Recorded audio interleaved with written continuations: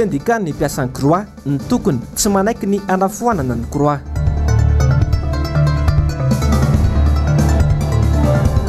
Solombavam-bahoaka tiako i Madagasikara efa mihoatra ny fefy ny zavatra iainan'ny malagasy.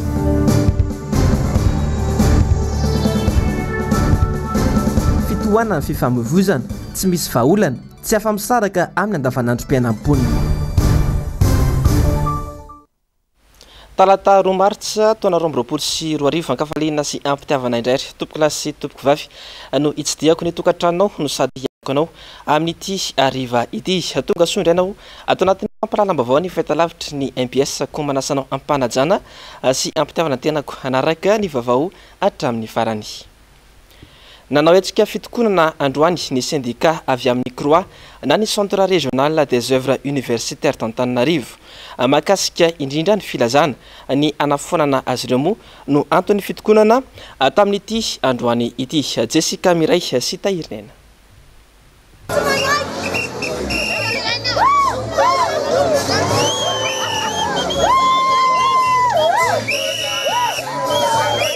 Nivoaka nidina an-dalambe ny mpiasan'ny croix androany maraina nanoro kodiarana ho fanehoana tsy fankasitrahan'izy ireo ny filazana fa ho foanana ity sady tsisy navelan'izy ireo ny vezivezina ny moto azy. Ny antony fitokonana croix zany dia miverina indray le resaka fanafoanana ny croix. Io resaka io divanay efa 3 herinandro lasa angamba izay na 4 herinandro teo omaly zany reny tsy litsofina indray fa izy fa zay taorianan'ny fionanay tampanao gazeta amin'izay raisina teny amin'ny ndraiky sanandray tao no nilaza hoe raha isy ary zany dia tsy maintsy ifanantona aminareo ifampiresaka hatreto aloha mbola tsisy ifampiresahana.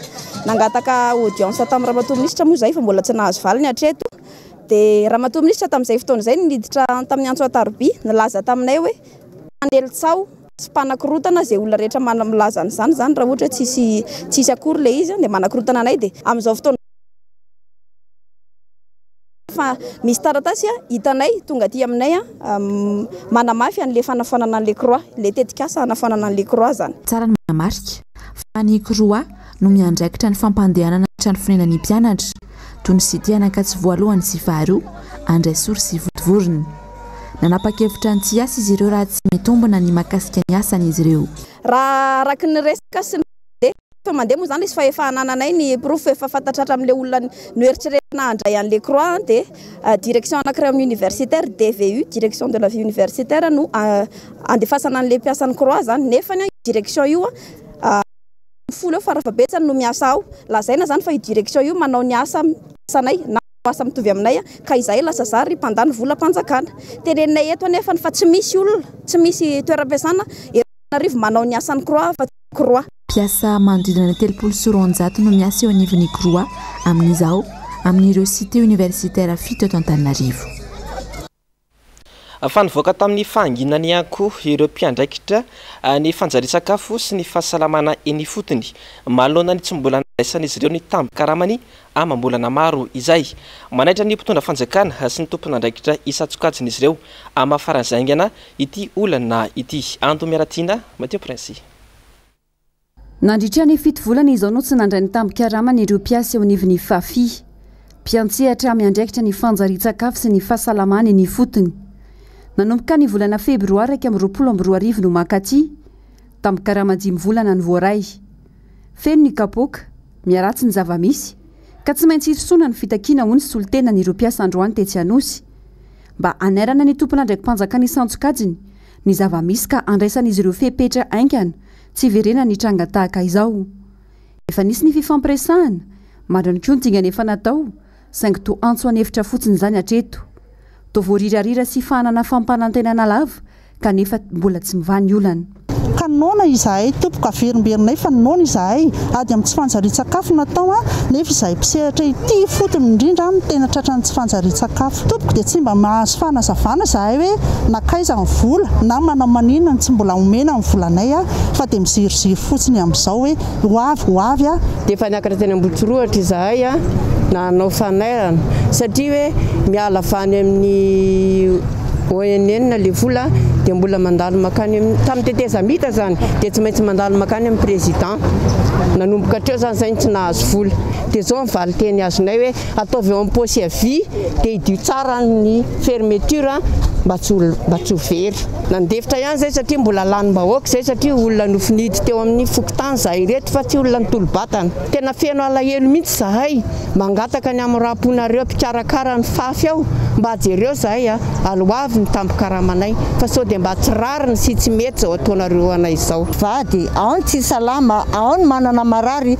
matetika nefany tsy afaka mipetraka amin'izany marary zany ohatrany fa tsy maintsy miasa mitady nareo ankizy tsy salama nefa zay tsy mijery rainandro tsy mijery asa sarana tsy mijery hoe fiakarana na fidinana na mainanandro na moranandro tsy maintsy mandeha zay manao visite domicile mba jereo ireto mijery ny tsy fanjari-tsakafo reto fa tena mijaly ary fahadiranovana izahay mpikarakara reraka tratry ny tsy fanjari-tsakafo ny ankizy karakaraina reraka satria inona moa nomenay azy eo zay tsy mahazo karama voakasika ity raha ity avokoa ny mpiasa rehetra miantsehatra momba ny fanjari-tsakafo sy ny fahasalamana na ny ORN eto amin'ny faritra Nalamanga tafitra anatin'izany ny distrika Natsimdrano, Avaradrano, Ambohidratrimo, Ankazobe, Anjozorobe ary Manjakandriny. Misy mpiasa 520 eo isaky ny distrika. Misy ny fifanarana arakasa mazava, saingy tsy nitsoniaviny izany ho izy ireo. Manay mafy ny mbola hitara ny fahavoazana noho ny mbola izy ireo manohy ny asany ankehitriny. Hatreto, tsy manana vahaolana mihitsy ny fitondram-panjakana, fa saika ahitana izao tsangan-javitra izao avokoa ny sehatra asa rehetra. Voatotoina tanteraka ihany koa ny sehatry ny fampianarana, manoloana ny hetsika samihafa ataon'ny mpianatra sy ny mpandrarà mitaky ny volany. Milaza ho manana vahaolana foana, kanefa mifanohitra amin'izay ny zava-misy, hany ka ny vahoaka tsy mandady arona sy efa rotiky ny fantranatrandry no mizaka ny mafy. Vaovao ny fifamoivoizana dia mihamafy hatrany ny fitohana ny fifamoivoizana eto andrenivohitra amin'izao fotoana izao. Miantraika tanteraka amin'ny fiainana andavanandron'ny mponina izany izay tsy mbola ahitam-baolana hatramin'ny androany mbola ando miaratiana sy Mateo Prince hatrany. Mamiteny moana ny fitohana ny fifamoivoizana eto Antananarivo amin'izao fotoana izao. Saika izay le rehetra dia ahitan'izany avokoa toy ny Anosizato, Anosy, Analakely, Antanimena, Akorondrano, Andravoangy, Ivandry, na mainandro na misorana dia saika mbola tafitra anatin'ny andavanandrom-piaina ny vahoaka n'Antananarivo izany fitohanan'izany ary miamafatrany. Misy lalana mirefy 2 kilometatra kanefa ora iray sasany no anaovana azy. Olana izay mampitaraina ny maro saingy tsy mbola nahitamba-olana ary tsy voafehy hatramin'izao, hany ka manohitohina sy manakorotana tanteraka ny fiainana andavanandron'ny mponina. Eo ihany koa ny tsy fisian'ny laminasa matipaika, mangony fotsiny ny fahasimban'ny lalana eto Antananarivo izay fanamboarana hatramin'izao ny ankamarony, na misy aza dia vonjy-davanandro fotsiny. Jerena arakaraka ny nanovanan'le circulation teo zany dia ohatran'ny voamaika rehefa tena betsaka ilay tômôbilina miasa dia tsy mahavaolana le teo aloha.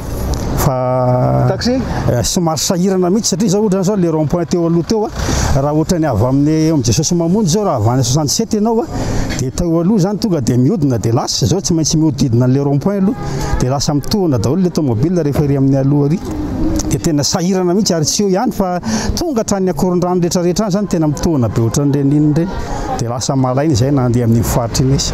Olana be zao rehefa misy rano dia matetika zany eto Antananarivo ny lalana rehetrarehetra dia feno rano daholo raha tsy teny zany tsika ohatra hoe amin'iny amin'ny faritra Vilaprandao iny zao feno rano be mihitsy omaly ny amin'ny Akorondrano iny. Eny tena olanay zany course sarety tokony ho vita hoe atao hoe atsasakadiny lasa adiny 2 na adiny 2 sasany adiny 3 dika zany ny karama ho an'ny lasantsy fotsiny izay dia mitady vahaolana maharitra zany tanterany satria tena sahirana izay ny olona tsy misy nefa koa anatin'izany ny fifamoivoizana tsy araka ny tokony misy. Isan'ireo nanaovana endrika fanaratsiana sy fanenjehana ny mpitantana ny tanàna n'Antananarivo teo aloha Lalao Ravalomanana fonisy teo amin'izany toerana izany ity olana ny fitaterana ity ka ny matimatesa ny be ny tanàna ankehitriny ny anovany izany.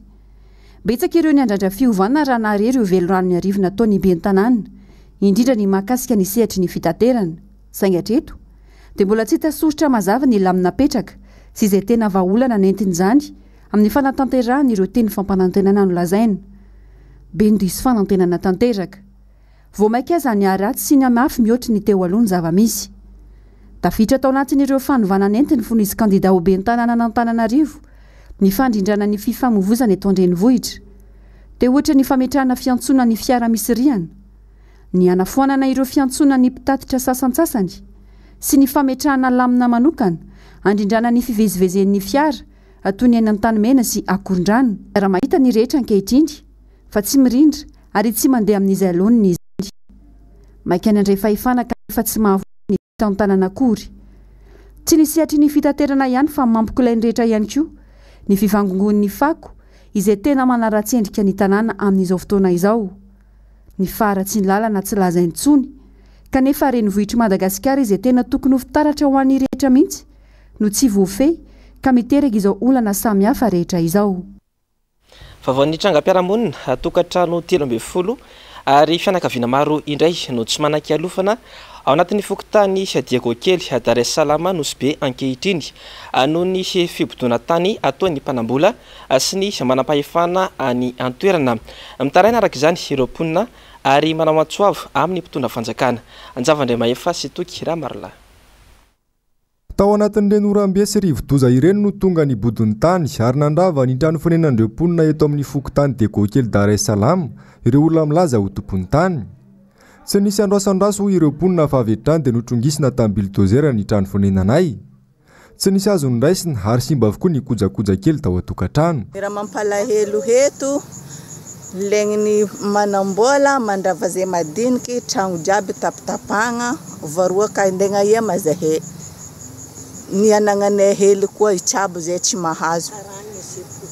Ny zavatra tena mampalahelo anahy dia ty andro tamin'ny lakamisy sy zoma misy cyclone mihitsy no nanarodanana an'ilay zavatra. Aiza tompoko ny fitiavana ny malagasy satria ao anatin'ilay fotoana sarotra no arodana so ampijaliana le olona mananjanaka kely sy sahirana ara-pivelomana. Ary misy fanavakavana koa le izy maninona tsy trano vato be ireo narodana nangalana trax fa ty trano kely zao mampalahelo mampahonena. Maro anaka kely aby no olona mipetraka tamin'ity tanàna ity ary dia nampitomany mihitsy ny nahitan'ireo nasorona sy nampahoriana tamin'izay fotoana izay. Ny orana avo be ny rivotra mifofofo nefa ny tonga manam-pahefana sy no ise androdana. Ka noho izany tompoko mbola manao fitarainana ihany zay. Aiza ny tena mahafanjakana mifanjakana amin'izao fiainana eto Nosy be izao satria lasa ohatra ny fanjakana izay manambola sy manam-pahefana sisa ilay tanàna fa tsy mijery ny zoma olona. Tsy zoma olona ntsony eto amin'ity tanàna Nosy be ity fa efa manao izay afany fotsiny izay manambola sy izay mpitondra fanjakana. Manjaka loatra ny fibodona tany ny majinika eto Nosy be Elville ho ny fikambanany izafiny fotsy ka tsy azo ekena vilivily izany. Avy vazaha, avy lazaina fa jovena, avy lazaina fa telma. Farany teo dia milaza fa masera.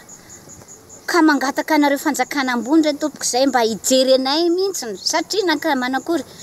Lasa ohatra ny atao kilabao zahay fa lehilahy manambola no tena lasa tompon'ilay tanàna. Ka ozongozonina zay amin'ny tribonaly.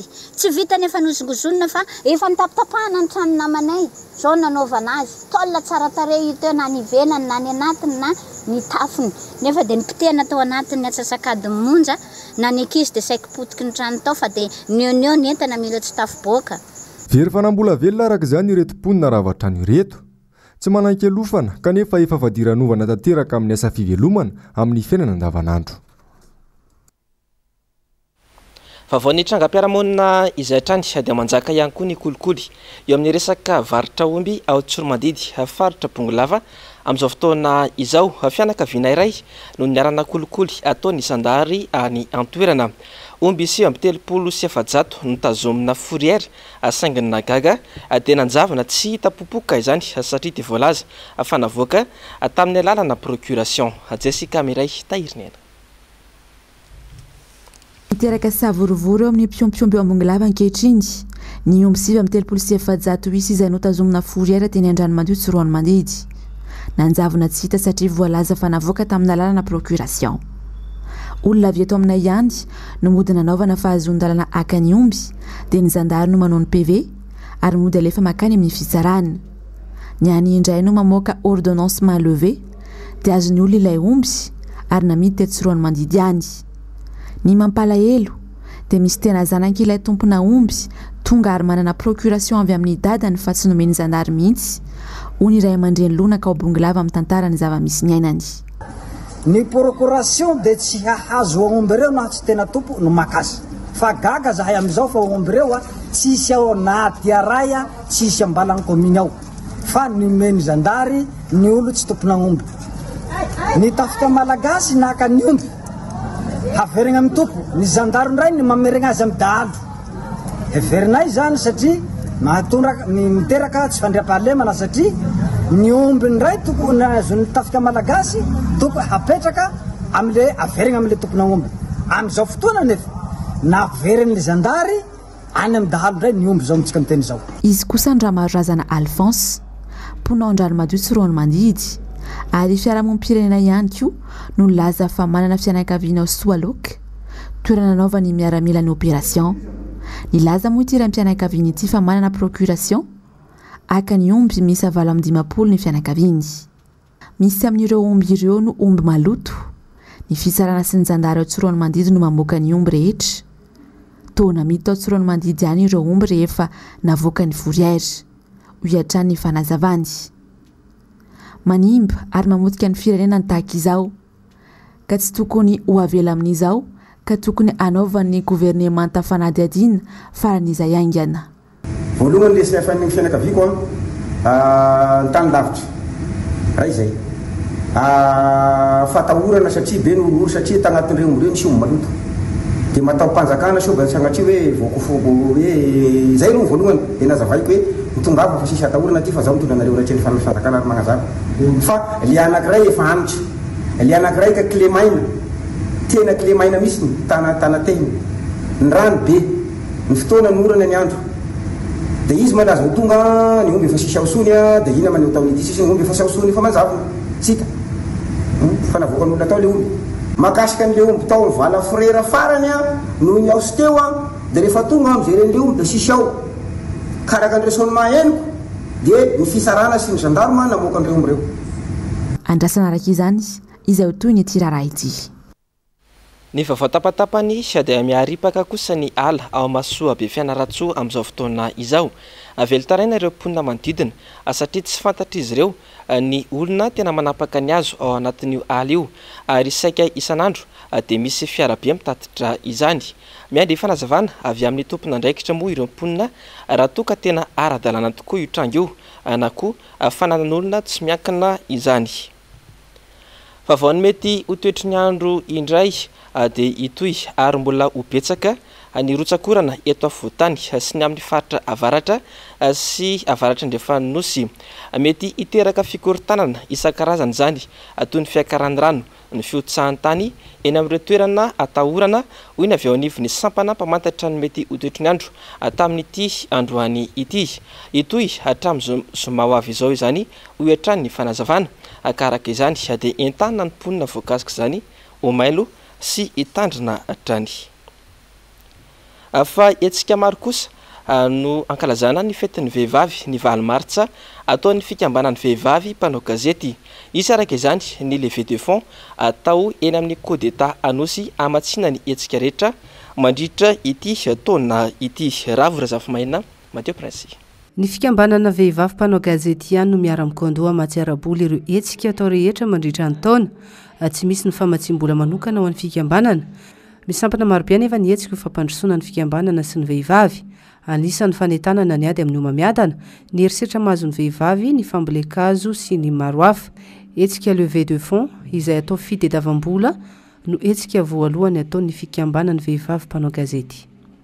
Arak'izay hoe ny fikambanan'ny mpanao gazety vehivavy izay zany manao azy dia hoan'ny fikambanan'ny vehivavy mpanao gazety eto Madagasikara zany le vola izay vao angona eo anatanterahana ireo atrikasa sy atrasa marobe izay hita ao anatin'ny fikambanana satria ny fikambanana zany mijoro dia misy ny sy atrasa maromaro atao anatiny ohatra hoe mampiofana izy dia misy ihany koa ny activité iarahan'ny vehivavy mpanao gazety ohatra hoe misy zao ny fiarahana milomano dia tsy miala vola zany ny vehivavy mpanao gazety amin'iny fa ny birao anatin'ny fikambanana mihitsy no manao an'izay fandoavam-bola ho an'ny atrikasa manokana izay dia izay ny ilana an'ilay vola. Misy conférence anankitelo karakaraina namboly azy tsika tsy fantatra mihitsy tsy ho fantatra mihitsy hoe ohatrina no ilaina satria isaky ny hetsika tsika vao mitady volo amin'ity zany rehefa milamina tsara io dia mba manana vola mipetraka tsika ao anaty caisse ahafahana manao activité milamina fa isika zany rehefa manao activité dia somary mandondona kaviakavanana izay aloha zay vao manao zavatra dia tsy afaka hiteny mihitsy hoe ohatrina vola ilaina mandritry ny taona mola izy ihany koa tsy zavatra ho terena be tsy ahitana fi fa zavatra hoe iarahana mba tena azona fi rehefa miaraka mba iarahana mandroso sy miakatra ihany koa.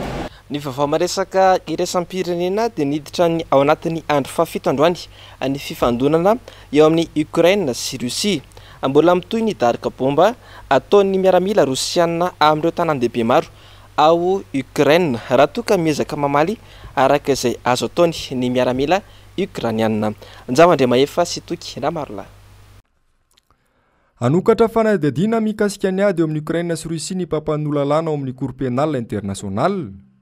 Resy lahatra ny CPI fa misy eloka be vavana tao ary fa nitsakitsahana ny zoma olombelona ity ady ity. Amin'ny alalan'io fanadihadiana io no ahitana ireo eloka be vava rehetra ireo hoy Karim Khan, mpikambana ao anatin'ny cour pénale internationale. Hatramin'ny androany mbola nitony ady eo amin'ny Ukraine sy Russie. Fotodrafitrasa sy trano fonenana maro no potika tanteraka no ny daroka bomba nataon'ny Rosia. Mandroso hatrany ny tafika Rosiana ary mikendry ny aka ireo toerana manandanja ao Ukraine toy ny ao Kharkiv tanan-dehibe faharoa any toerana. Mbola tsy misy kosa ny tatitra mazava mikasika ireo naratra sy namony ainy saingy raha ny fantatra dia mitomboana manalina ireo maratra sy namony ainy tao Ukraine. Miaramila Rosiana nanarivony kosa no voalaza fa namony ainy. Hitsankilany na dia efa miaramila tany Pôlôna ny tafika Frantsay anatevin-darana ny vondro tafika OTAN. Vonona ny aran'ny Ukraine izay hoy izy ireo ary tsy lavilefina manoloana ny fanafihana ataon'ny Rosia. Nilatsaka kosa ny sazy ho an'ireo mpanao fihetsiketsehana Rosiana manohitra ity fanafihana ataon'ny Rosia ity ka mandola mandy hatramin'ny 504 arivo ary miditra ponja vonjomaika mandritra ny 30 andro izay tratra manao izany.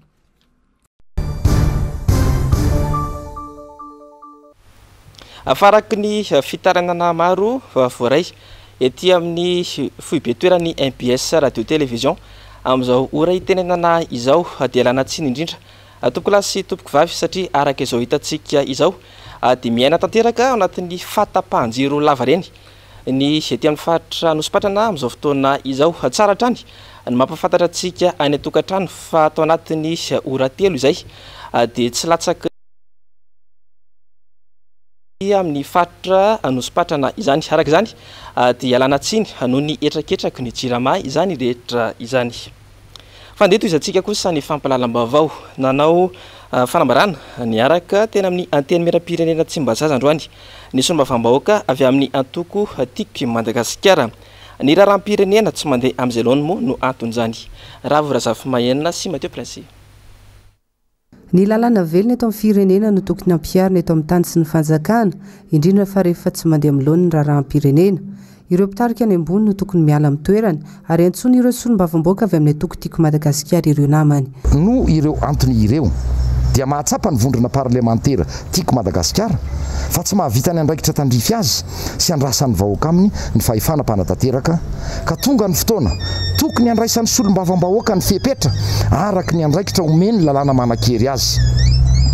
Noho izany miantso ny solombavam-bahoaka rehetra mba hiary hijery akaiky ny zava-misy amin'ny firenena sy izao fahantrana lalina izao mianjady amin'ny vahoaka malagasy ka iroso amin'ny fampiarana ny voalazan'ny lalam-panorenana ao amin'ny andininy fahatelo amby zato izay manome alalana ny antemeram-pirenena aneo ny tsy fankasitrahana ny andraikitry ny mpanatanteraka motion de censure ho tombotsy ho an'ny malagasy rehetra dia ny tsy mbola misy dia mbola tsy diso aoriana loatra. Teboka fito no nosingan'ireto solombavam-bahoaka ireto antony motion de censure voabango anatin'izany tsy fahaiza mitantana ataon'ny mpitondra ireo fiatsika manala baraka ataon'ny mpikambana sasany anaty fitondrana ny kolikoly sy ny maro hafa.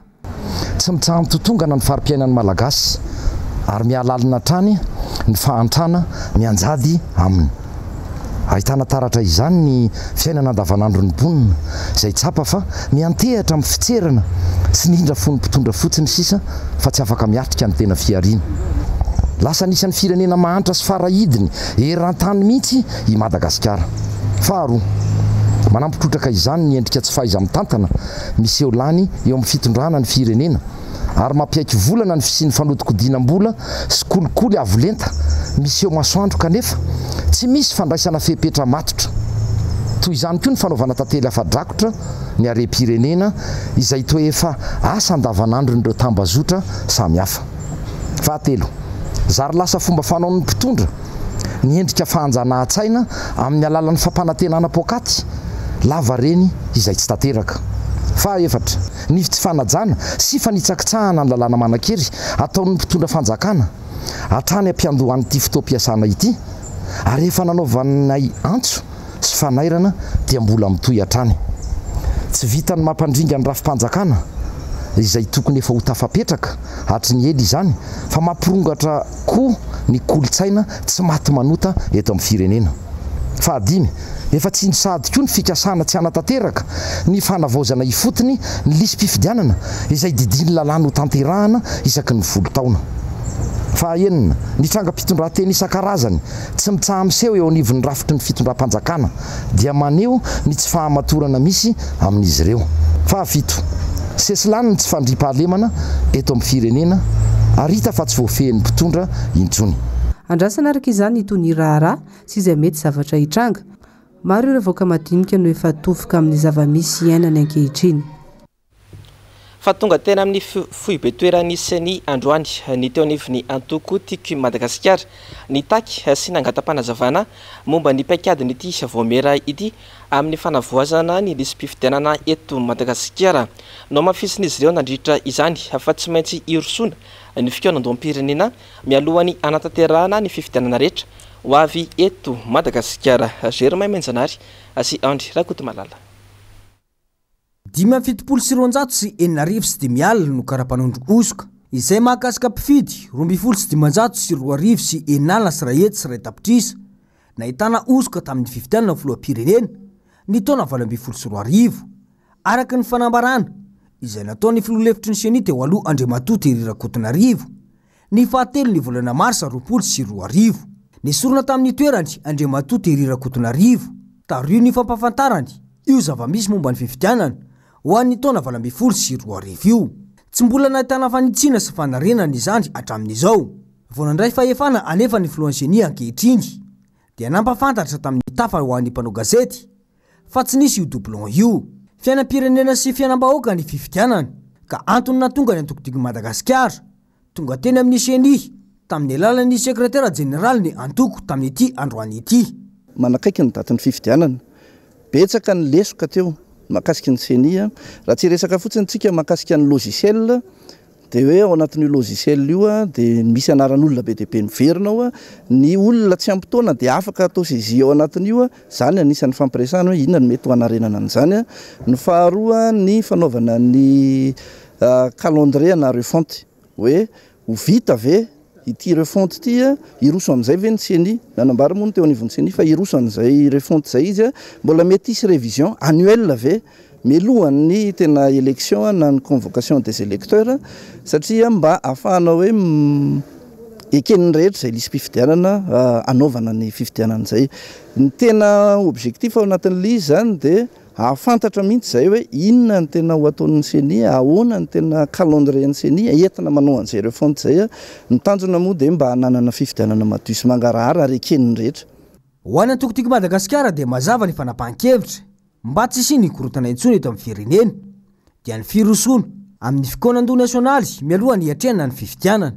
Nanao tsosikevitra hoe mbola mety hisy concertation eo anivon'ny Seny etsona ny mpanao politika rehetra mialohan'izay refonte izay dia tsika miara-mahita zany hoe roviny izay no mety hanomboka fa mahamaiky anay zany zao tena nantonanay tety mihitsy dia hoe efa tery le fotoana dia iza no endrasana ny ety anivon'ny Seny ve sa ny eo anivon'ny gouvernement satria azadino fa ny Seny dia tsy maintsy manao proposition na chronogramme sy ny plan d'action pluriannuel mihitsy eo anivon'ny gouvernement ahafahan'ny gouvernement mamoaka décret vao manomboka io resaka refonte io dia izay no nanatonanay tety zany. No mafisin'izy ireo hatrany fa tsy mitampy seza amin'ny mpitondra ny antoko raha mitaky ny fifampidinena momba io système électoral io mazava ny tanjona hoy izy ireo dia ny fametrahana araka ny lalam-pandrenana fa ny vahoaka no masy mandidy amin'ny taniny fa tsy zay tia ny mpitondra atao no atao ka osoka sy alabato no anjaka mandidraindray io fifidianana ho avy io. Fa ny marary ny vahoaka ireo maresaka iraisam-pirenena toy ny ady eo amin'ny Ukraine sy Russia ary ny toedra rahm-pirenena amin'ny ankapobeny mihitsy izay ny tsongadina atao anatin'ny fandarana miara-manonja androany. Ny antsipirian izay avy hatrany ary eo amin'ny rindran-tsary ny Manora Andriamalala. Tsy sasatry ny manao antsoavo amin'ny mpitondra fanjakana ny mpanohitra ny amin'ny tokony isin'ny fitoanandoham-pirenena mialohan'ny fifidianana eto Madagasikara. Efa iaraha-malala matsy fa efa iaraha-mahita sy efa manangasangasady ny krizy ara-politika eto Madagasikara aorian'ny fifidianana ary misy amin'ireo mpamakafaka politika sasany aza no efa milaza fa ina ipoka alohan'ny fifidianana io krizy ara-politika io. Ny atongavana amin'izay moa zany dia zay moa ny zavatra iriny tsy katsahana zay hoe mba hisy fifidianana tsy misy alatra eto amin'ny tany sy ny firenena. Ny atongavana amin'izay ny Zokorina Rabemananjara raha ohatra ka manana fandavantena sy fahatsoram-panahy zany ireo mpitondra ireo, ny voalohany indrindra aloha zany raha ohatra teo tonga amin'izay tsika io rafitra ACC amin'izao fotoana zao io ravahana io satria olo tokana nametraka an'io teo. Faharoa manarak'izay areto seny reto fomba fijerina tantsaha zany tantsaha no teny eo tantsaha io tantsaha no miresaka eto fa tsy hoe mpanao politika na hoe olona tia andrenivohitra no zany fa tantsaha zay le izy satria efa matsiary mangiry firy zany ireo tantsaha reo dia zay le feo zay le feo ampitaina aty dia olazaintsika eto mila ravana ny ACC mila ravana io seny io miverina ny fiarahamonina maromaritra carte sur table mihitsy zany miverina dinidinika maromaritra iraisana dia tafitambatra eo le sotoavina hatrany amin'ny constitution voakitika zay ka rehefa zay no tahina ho tafarafitra iarahan'ny hery velona rehetrarehetra eto Madagasikara alefaso amin'izay le fifidianana na iza ny tantana eo fa zay zany no isina fifidianana madiso mangarara. Ny zavatra misy manko Zokorina Rabemananjara dia mieritreritra reto olona voateny reto tompona andraikitra hoe ny ACC misy 7 mianadazy eo, ny CNI ohatra an'izay mety misy 7 mianadazy eo hoe zay anao an'izao ny zavatra tsara ho ampitainany aminareo any dia nareo olon'ny fiarahamonina ary fantatra daholo hoe ianao aiza nipetraka iza ny havanao vady aman-janaka ao, ianao aiza nipetraka iza ianao aiza ny vady fantatry ny fiarahamonina nareo tompoko ka eto dia miteny ale misoroka toy izay mitsabo. Vahiny maro no tao anatin'ny fandarana miara-manonja androany. Tao ireo olon-tsotra avy any ivelany Madagasikara, tao ireo olon-tsotra eto an-toerana, teo ihany koa ny filohan'ny vondrona parlemantera TIM. Tsara ny mampatsiahy fa amin'ny 7 sasany isan'andro ankoatra ny sabotsy sy alahady no anarahinao ny fandarana miara-manonja eto amin'ny MBS sy ny Radio Mata. Dia zay koa ry tompoko lahy sy tompoko vavy netiko manakatona ny fotoanan'ny famparahalaam-baovao tamin'ity androany ity isoraka ianao nanaraka izany hatramin'ny farany tahaka ny manjatra ny fandarana Global News avy hatrany no arahinao aorin'izao famparahalaam-baovao izao. Aorin'izay kosa ny fandarana Sailas izao izay vanenany pasteur Edouard Tsarame izay filoha-lefitry ny RMDM faritany Toliara. Aorin'izay fandarana anankiroa izay no anarainao ny oronan-tsary iray amin'izao mitondra ny lohateny hoe Drake ny sampana famparahalaam-baovao dia misotranao nanaraka ny vaovao hatramin'ny farany ary mametraka ny veloma mandrapitafa ho amin'ny rampitso indray tompoko lahy sy tompoko vavy. Veloma tompoko.